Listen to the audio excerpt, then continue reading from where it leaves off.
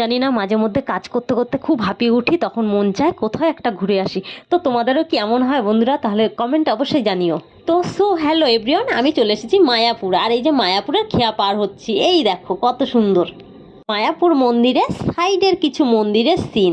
আর এই যে হলো মায়াপুর মন্দির। তো আমরা মায়াপুর মন্দিরের ভেতরে ক্যামেরা করতে পারবো না, তো সেই কারণে মায়াপুর ভেতরের কিছুই আমরা দেখাতে পারবো না। ইস্কন মন্দিরের ভেতরের কিছুই দেখাতে পারছি না তোমাদের, তার জন্য আমি দুঃখিত, কারণ ক্যামেরা বন্দি করা যাবে না। তো আমরা চলে আসলাম পাশাপাশি অন্য কিছু মন্দিরে। এই দেখো, এই একটা মন্দিরে চলে এসেছি, ভৈরবী মার মন্দির। তো এখান থেকে আমরা এই মন্দিরটা ঘুরে, আমাদের তো খুবই ভালো লাগলো এই মন্দিরটা। তারপরে আমরা নিমাইয়ের মাসি বাড়িতেও যাবো। তো তারপরে এই একটা মন্দির পড়লো। এই মন্দিরটা কিন্তু অসম্ভব সুন্দর ছিল, যেমন ফুল গাছ তেমন ভেতরটা কারুকার্য তো দারুণ। আর এই দেখো একজন সেলফি তুলতে ব্যস্ত। তো তারপর আমরা চলে আসলাম মাসির বাড়ি, নিমাইয়ের মাসির বাড়িতে। তো এই দেখো মাসির বাড়ি থেকে বেরিয়ে আমরা চলে আসলাম দুপুরবেলা, এখন খাওয়ার টাইম। তো আমরা কি প্রসাদ গ্রহণ করব ওখান থেকে। আর এইখানে আমরা চলে আসলাম, এই যে গদাধর যে প্রসাদালয় সেখানে যে।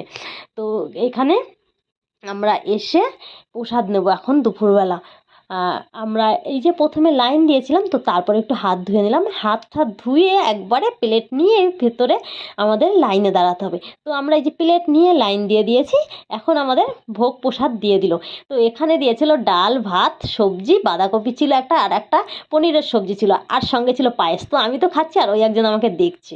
আর তারপরে চলে আসলাম আমরা সেই গোয়ালে। তো গোয়ালে এসে দেখো এই যে গরুগুলো গাড়ি টানছে, এটা দেখে আমার খুব ভালো লাগলো। তো আমি ভাবলাম যে আমি কেন করব না, তো আমি ফেরার পথে করব এটা। তো এই দেখো আমি প্রবেশ করছি এখন সেই গাভীয়ালয়ে। তো এখানে প্রবেশ করলাম, এই দেখো কত সুন্দর কত সুন্দর।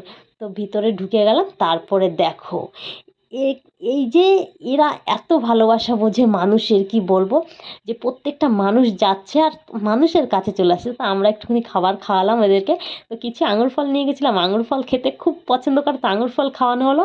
আর তারপরে মুখ চাটছে আরও খাবে। তো আমি বললাম যে না, বেশি দেওয়া যাবে না, কারণ আমরা তো জানি না ওরা কী খায় না না খায়, তো যদি অসুস্থ হয়ে যায় বা কিছু, তার জন্য বেশি দিইনি। দুটো একটা করে আঙুর ফল খেয়েছে আর বিস্কুট খেয়েছে। তো তারপরে একটু আদর করে দিলাম, ভালো করে টাটা করলাম এটাকে। তারপরে আবার আমি সব কটাকে একটুখানি বেশ ছুঁয়ে একটু জড়িয়ে ধরে আদর করে, কারণ আমার একদম মন চাচ্ছিল না যে এখান থেকে ফিরে যাই বাড়িতে। তো কি করব, আমরা যেহেতু সংসার জীবনে আমরা বাস করি, তো আমাদের তো চলতেই হবে না। তো একটুখানি বেশ আদর করে দিলাম, সবাইকে আদর করে দিয়ে ওদের টাটা জানিয়ে বেরিয়ে আসলাম। তো এইবারে দেখো এই যে রাস্তায় শিংওয়ালা গরু দুটো, দেখো কত বড় বড় শিং। তো আমি একটু উঠে পড়লাম যে চড়ার জন্য। তো এই দেখো আমি এখন ফিরছি, বাড়ির দিকে ফিরবো, রওনা দেবো। তো আবার টাটা জানিয়ে দিলাম, টাটা মায়া।